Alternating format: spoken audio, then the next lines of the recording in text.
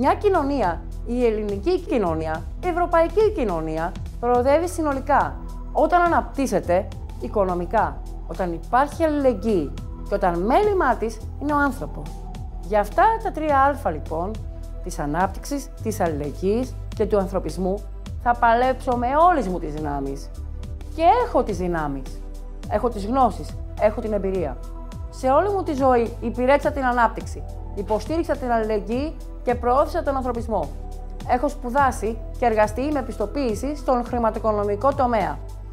Άρα μπορώ να κατανοώ και να έχω άποψη για τα χρηματοοικονομικά θέματα και μάλιστα για τα διεθνή χρηματοοικονομικά θέματα. Έχω εκλεγεί στην τοπική αυτοδιοίκηση του Δήμου Αθηναίων.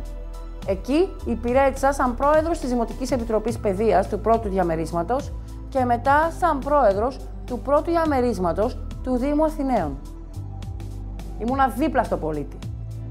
Ήμουνα δίπλα στα προβλήματα τα καθημερινά του Έλληνα και της Ελληνίδας. Είμαι για πολλά χρόνια εθελοντικά ενεργό μέλος σε πολλές οργανώσεις.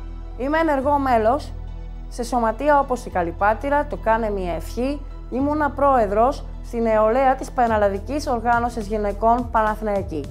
Είμαι αναπληρωματικό μέλος στο Σύλλογο Ελπίδα.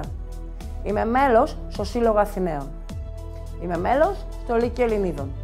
Πάντα με σεβασμό στον άνθρωπο, στον Έλληνα, τις ανάγκες του και την εξέλιξή του.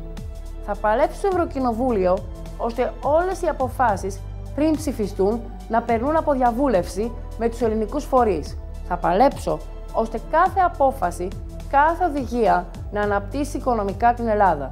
Θα παλέψω ώστε κάθε απόφαση να διευρύνει την αλληλεγγύη και κάθε κοινοτική ενέργεια να προωθεί τον ανθρωπισμό.